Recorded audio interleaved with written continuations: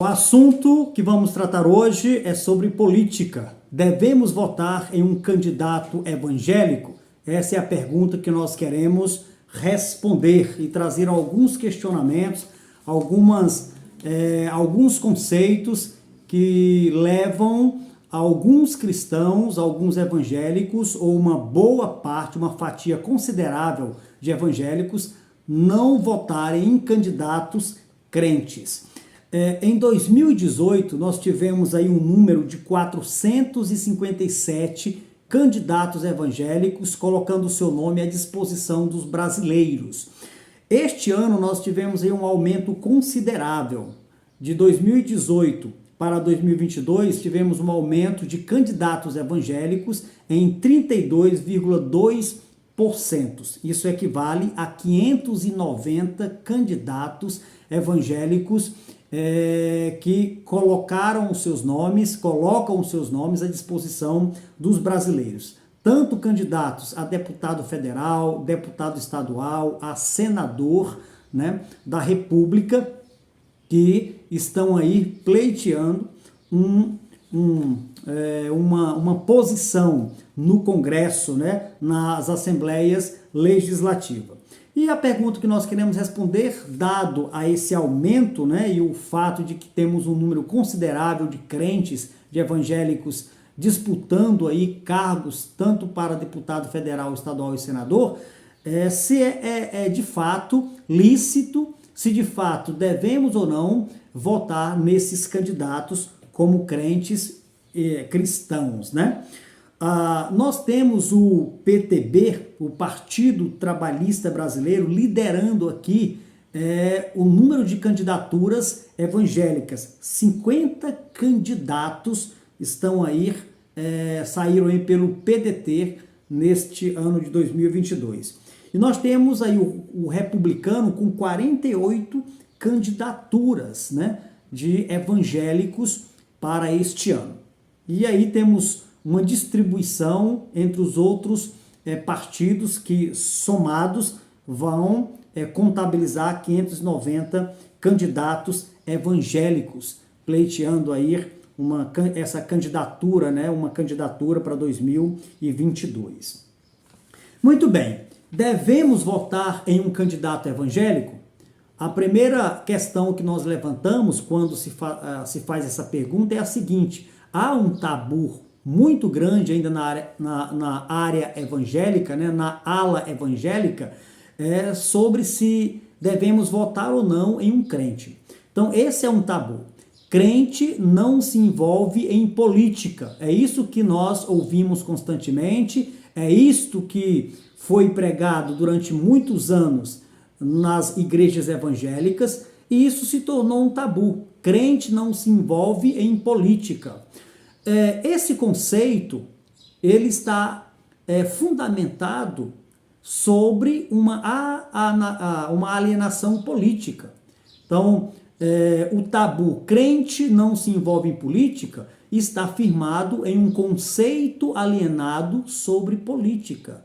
Esse conceito está fundamentado sobre a ideia de que política é um trabalho errado e não bíblico. Então, há essa mentalidade na ala evangélica, né, por boa parte, uma fatia, diria eu, muito expressiva de evangélicos, de que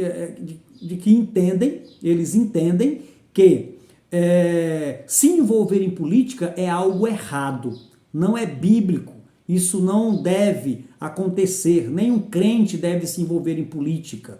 E com base nesse conceito, com base nesse entendimento, muitos crentes oferecem uma resistência imensa para não votar em um candidato crente. Preferem votar em qualquer candidato, preferem votar num candidato que muitas vezes tem a ficha suja ou já se envolveu em corrupção, a votar em um cristão, a votar em um evangélico, a votar em um crente. Então, esse conceito, crente não se envolve em política, está fundamentado sobre a ideia de que política é um trabalho errado e não bíblico.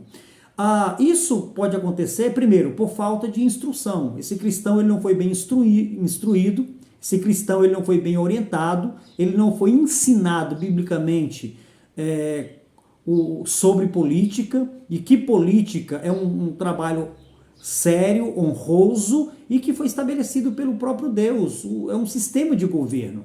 E o próprio Deus estabeleceu o sistema de governo público em que homens e mulheres devem servir a sua sociedade, administrando em diversas áreas da infraestrutura. Isso é uma instituição estabelecida pelo próprio Deus. Então, de alguma forma, esses crentes, esses evangélicos foram instruídos erradamente, com um equívoco grotesco, né, sobre o que de fato é política. Um outro fator, por conta desse pensamento, pode ser uma intelectualidade desonesta, né? Sabem, muitos cristãos, muitos crentes de fato, entendem corretamente o que é política, entendem e sabem que política é uma instituição instituída pelo próprio Deus, que política foi estabelecida pelo próprio Deus. Isso está lá em Romanos capítulo 13, e diversos outros textos vamos encontrar também homens na vida pública. Então, um outro fator é uma intelectualidade desonesta por parte de alguns crentes que acabam ensinando errado os seus amados irmãos, a sua comunidade, essa ideia de que crente não se envolve em política, de que evangélico não se envolve em política. Esse é um conceito errado, é um conceito alienado sobre política, de que crente não se envolve em política. Mas tem um outro conceito que eu quero apresentar aqui, porque muitos crentes e evangélicos resistem e se opõem à candidatura de um evangélico. O segundo conceito que eu apresento aqui é um conceito missionário, distorcido. Então, esse conceito ele está fundamentado sobre a ideia de que a única missão do crente neste mundo é pregar o evangelho. Ou melhor, o conceito está fundamentado sobre a ideia de que a única missão do crente neste mundo é pregar o evangelho, é fazer missões, é evangelizar.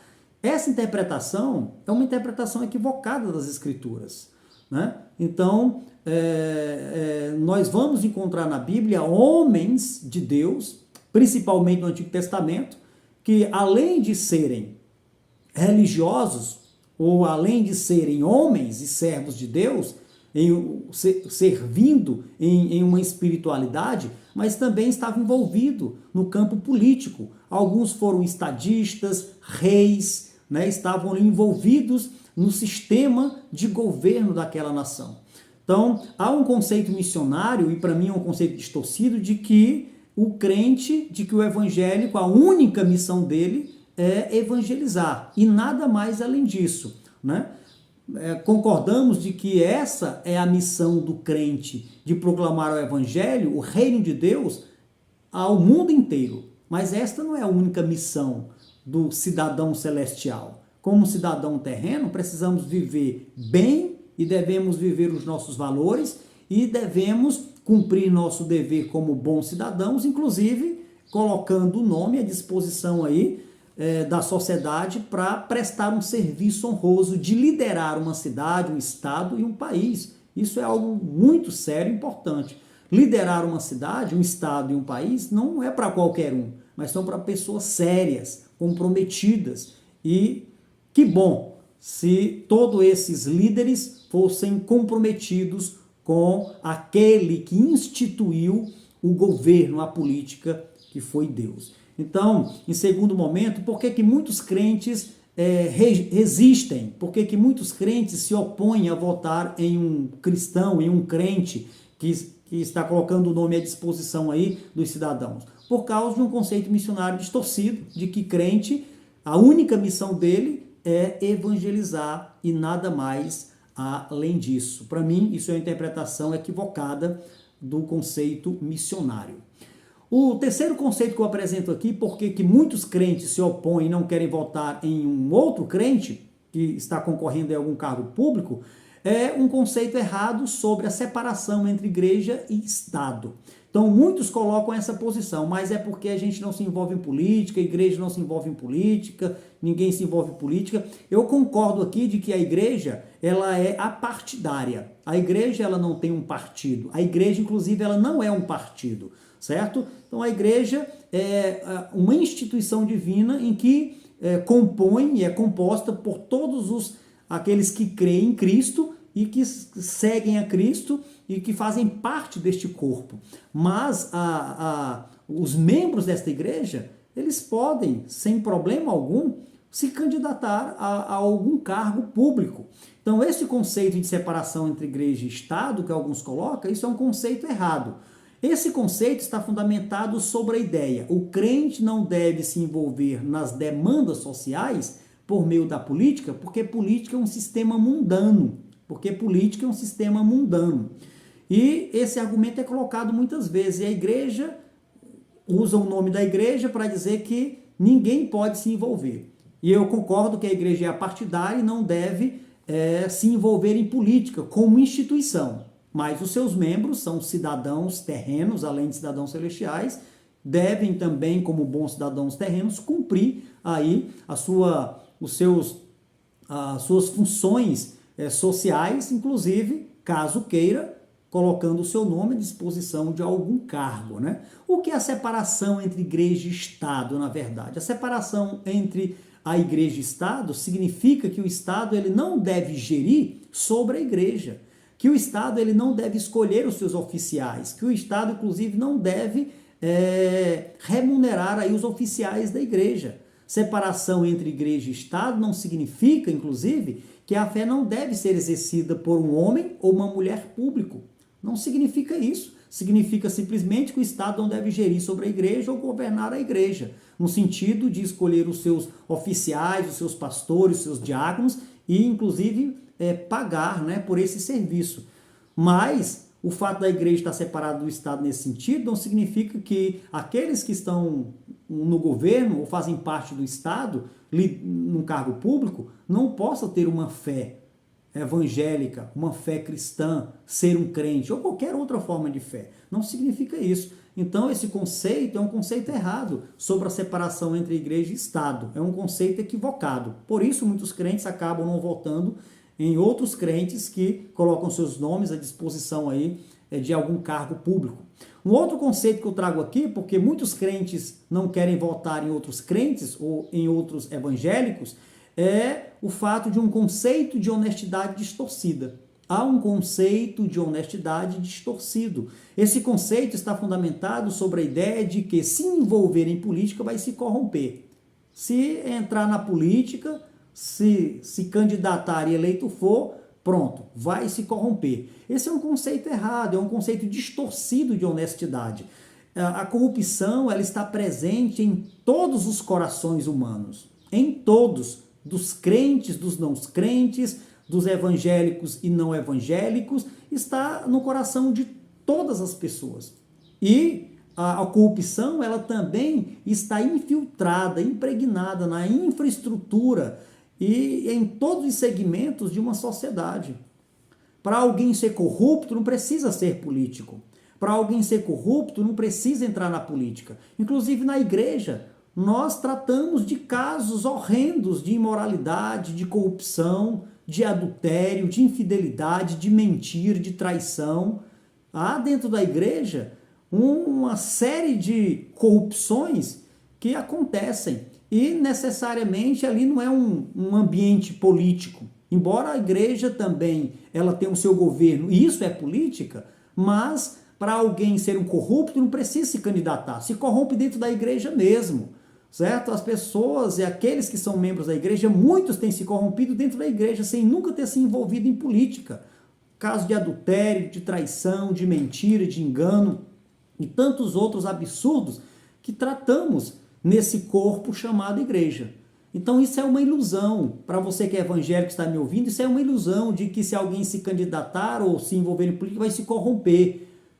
Ele se corrompe não é porque está indo na política, isso é um problema do coração dele, de moralidade, de integridade dele, a sua fé. Isso não é um problema, questão de política. Muitos estão lá e não se corrompem. Outros já ingressaram na vida política e se corromperam. E outros estão caídos, moralmente corrompidos, dentro da própria igreja. Então essa conversa é uma conversa sem base sólida, é uma argumentação vazia, é uma argumentação esdrúxula, é uma argumentação que não tem força em suas argumentações teóricas. Não existe força para isso. Então a corrupção está presente em todos os corações e em toda a infraestrutura e em todos os segmentos de uma sociedade. A corrupção está presente, inclusive na igreja, inclusive na vida e nos membros da igreja. Então esse conceito é um conceito distorcido de honestidade, é um conceito distorcido de honestidade, e muitos acabam não voltando em crentes, em evangélicos, porque se entrar na política vai se corromper, estar errado. Então eu apresentei aqui alguns conceitos porque os cristãos eles acabam não votando em outros cristãos, ou melhor dizendo, crentes acabam não votando em crentes, né? Devemos votar no crente? Essa foi a pergunta que eu apresentei no início e apresentei quatro argumentos, né? Apresentei 4 argumentos porque muitos dizem que não devem votar em crentes. Mas eu respondo que sim. Sim, devemos votar em candidatos crentes. Devemos votar nos candidatos crentes. Primeiro, porque devemos votar em candidatos crentes, a deputado federal, estadual, senador, né? E se tivesse algum candidato também à presidência. Por que devemos votar? Primeiro, porque a política deve ser exercida por homens e mulheres de bem. E, principalmente, deve ser exercido pelos crentes. Porque os crentes, como cristãos e conhecedores dos princípios bíblicos, eles devem promover o bem a toda uma sociedade. Homens e mulheres de bem, promovendo o bem, e por meio da política é uma promoção. Recentemente eu ouvi de um candidato cristão dizendo que a política é cristã, porque a política promove o bem. E nós temos a base bíblica em Romanos, que vamos apresentar daqui a pouco, capítulo 13, de que a política foi estabelecida pelo próprio Deus. Política como governo. Não estamos falando aqui de política como pessoas, ou de sistema corruptos, ou de pessoas corruptas. Nós estamos falando da instituição, nós estamos falando do governo, nós estamos falando da política como governo. Então, a primeira resposta, sim, devemos sim votar em candidatos crentes, porque nós partimos do pressuposto que são homens e mulheres de bem, porque conhecem princípios bíblicos que devem nortear as suas vidas e as suas decisões e o seu governo. Política deve ser exercida por homens e mulheres de bem e principalmente pelos crentes. Romanos 13:1 apresenta a seguinte argumentação ao tratar sobre o governo: todo homem esteja sujeito às autoridades superiores, porque não há autoridade que não proceda de Deus. E as autoridades que existem foram por ele instituídas. As autoridades que existem foram por ele instituídas. E nesse capítulo 13, Paulo vai trabalhar sobre ali o governo romano, o Império Romano, certo? E ele vai apresentar de que aquele governo era uma autoridade instituída por Deus, independentemente dos seus maus feitos, independentemente dos seus atos de corrupção, independentemente se ele concordava ou não com a fé cristã, ou se ele perseguia ou não a igreja cristã, a igreja ali em Roma. O versículo 4 de Romanos 13 nos apresenta o seguinte argumento: visto que a autoridade é ministro de Deus para o teu bem.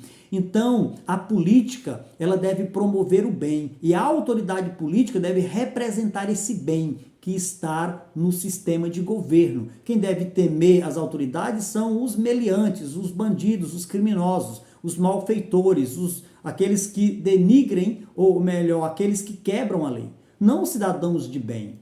Então, o crente, ele deve ser a pessoa mais indicada, o evangélico deve ser a pessoa mais indicada, ou a pessoa ideal para compor um cargo público, partindo do pressuposto que conhece a Deus, os princípios bíblicos, os valores cristãos, e que esse cidadão crente evangélico, ele deve ter em si uma responsabilidade maior do que qualquer outro, pelo fato de conhecer A Bíblia diz que a quem muito é dado, muito será cobrado. A quem muito é dado, muito será cobrado. Se é dado pouco a alguém, também pouco será cobrado.